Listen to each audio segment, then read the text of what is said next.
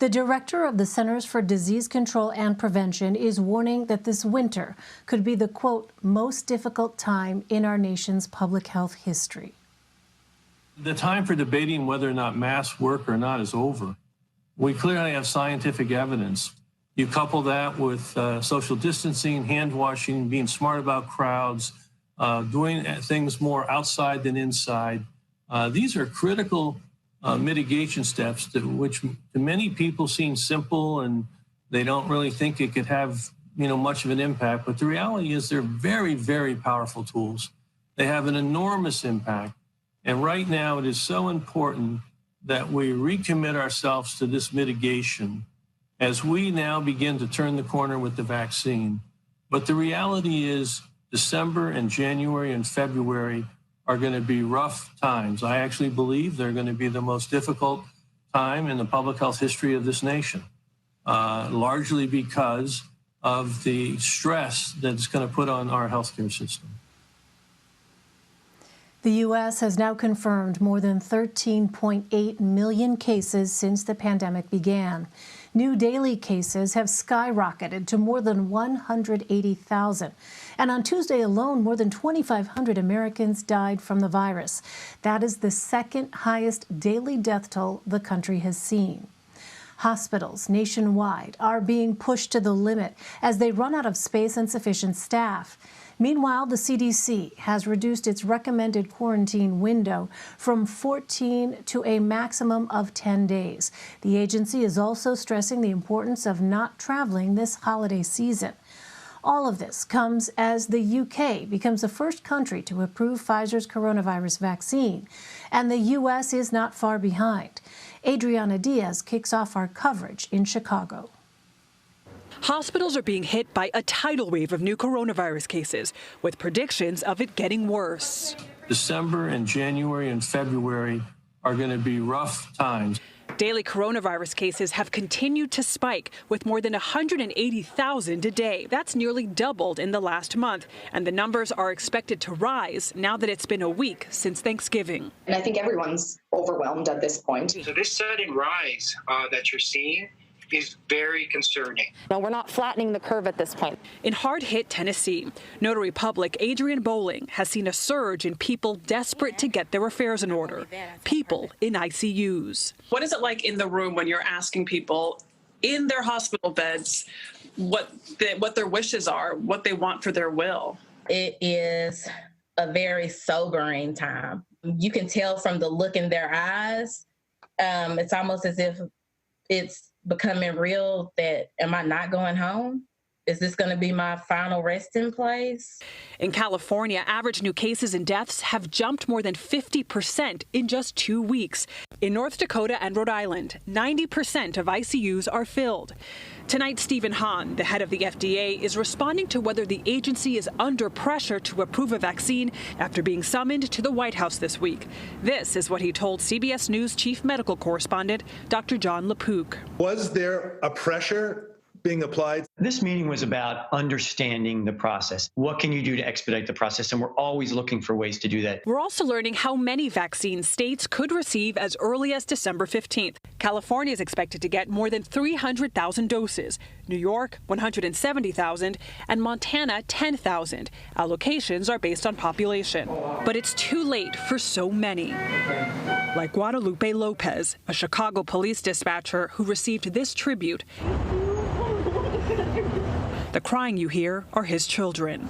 My dad devoted 33 years of helping officers go home to their families. Their mother, Maria, has no idea her husband was given full honors after his death because she's in the ICU battling COVID. Hopefully Mom comes home and we'll be waiting for her with open arms. You know, that's all we want for Christmas is our mom to come home. Their mother is still fighting in the ICU. She's on a ventilator, but stable in the hospital behind me. Meanwhile, the CDC is telling Americans yet again not to travel for the holidays because of potential spread. They're still waiting to see what the impact will be from Thanksgiving gatherings. Elaine? All right, Adriana Diaz, thank you. As we have been reporting, Britain has approved Pfizer's vaccine for emergency use. The move is raising questions about when U.S. regulators might follow. Health and Human Services Secretary Alex Azar says the UK's decision should give Americans confidence in the vaccine. Charlie Daggett reports from London. Tonight, all eyes are on the UK as the country's health minister says help is on the way. Mass vaccinations start early next week. Regulators granted emergency approval saying the vaccine met strict standards of safety. Pfizer-BioNTech's latest data was only submitted for approval 10 days ago. But regulators here have had a rolling review of the research, meaning they've been analyzing clinical trials since June. But, and this is a very important point indeed, that doesn't mean that any corners have been cut. None at all.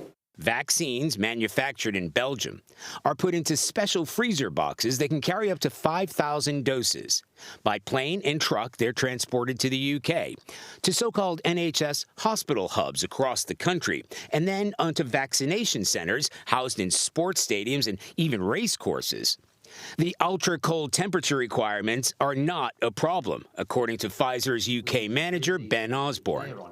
Once it reaches the NHS and is ready for deployment, this vaccine can actually be stored in a normal refrigerator between 2 to 8 degrees for 5 days. Care home residents get it first, followed by people 80 and over and frontline healthcare workers, down to people 50 years of age and older. The rest will have to wait, but not for long. So how did the UK just leapfrog the U.S.? Well, partly it comes down to timing. The FDA is scheduled to review this vaccine on December 10th.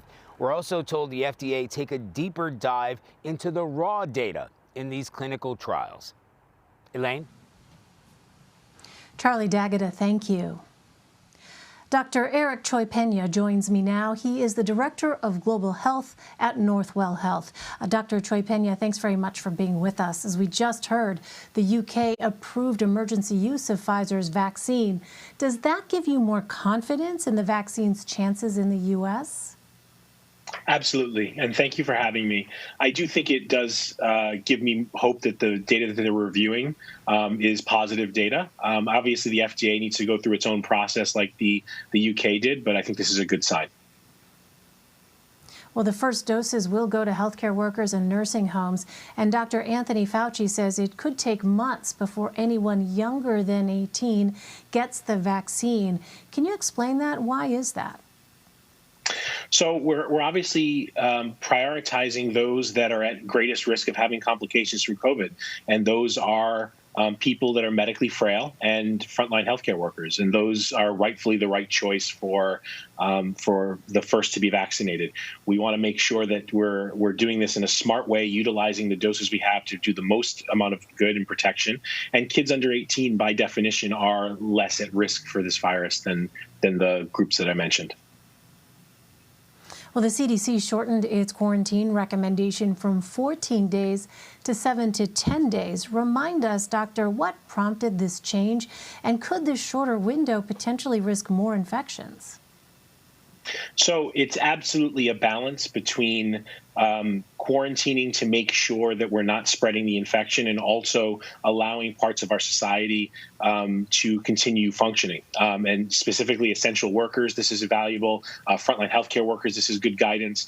And it's based on the data that most people that are exposed to COVID have a median time of developing symptoms and having a positive test by about 2 to 5 days out. And it's a really tightly conserved median, has been presented by Dr. Fauci and others. And so within the 7 to 10 day window that the CDC is recommending, we're going to catch over 90% of COVID cases using that quarantine. And I think it's a smart balance between returning essential workers to the workforce and providing protection through quarantine. Well, the CDC is again warning people against traveling for the holidays. We saw millions ignore that advice during Thanksgiving. But, Doctor, how big of a risk is traveling? And what can Americans do to lessen the risk of exposure and transmission? Yeah, I mean, this is a huge risk, and we're seeing the beginnings of surges from travel in Thanksgiving, and we're bracing for worse. The act of traveling in and of itself is a risk factor. So it's not just about visiting family. Getting on any type of public transport, whether it's a plane or a bus or a train, even in cars, if you're stopping at rest stations, you're interacting across state lines and across multiple groups of people, and that in and of itself is going to fuel transmission. I know it's difficult to do, but we really all need to get serious as we go into this period. Doctors, nurses, and other healthcare workers are literally pleading with the public to heed this warning because the system is full and we can't take much more. Yeah, nearly 100,000 Americans are currently hospitalized with coronavirus. To your point, hospitals are being overwhelmed. And besides space, doctor, what other obstacles do healthcare workers face right now as they try to treat patients? I mean, the biggest obstacle right now is actually the workforce. I'm actually sitting in Staten Island right now in a field hospital that's been set up, and we set it up in a very short amount of time.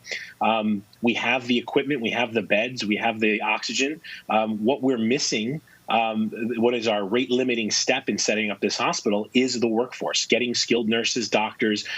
This isn't the same as it was in March and April, where just one municipality or area of the country is affected. The entire country is bracing and dealing with this right now. So there are no reinforcements that are running into the New York area because the rest of the country also has their own outbreaks. And so this is a much more complicated problem than I think the public realizes. I think the public thinks that because we made it through March and April and through the summer, we remember the outbreak was coming up in pockets. Right now, we're seeing a nationwide surge, and that's going to put a lot of stress on our workforce. And I think that really is the pinch point in our COVID response. Yeah, that's something I think is so important for Americans to understand, because I remember at the height of the spring here in the tri-state area in New York, there were traveling nurses, and you heard them talking about taking the knowledge that they learned in those early days of the pandemic back to their own communities. But as you point out, when you have these cases and these spikes and this surge all across the country, there is no one else to come in behind the already exhausted doctors and nurses such as yourself. Well, doctor, as cases continue to surge, what is your biggest concern for the winter months ahead? I mean, my biggest concern really is capacity. I think that as cases continue to surge, we are going to have a serious crisis of our workforce being able and healthy enough and rested enough to respond to this. And this can be as prolonged or as short as the American public allows it to be. If we all wear masks, if we're all socially distant, and if we're washing our hands and limiting our exposure with other people, we really can still see these numbers plummet. This is not a foregone conclusion. This doesn't have to be a dark winter. We just need to take the steps to prevent what many people, I think, are already viewing as inevitable. Dr. Eric Cioe-Peña, thank you for everything that you are doing, and thanks so much for taking the time to talk to us. Really appreciate it. Thank you for having me again.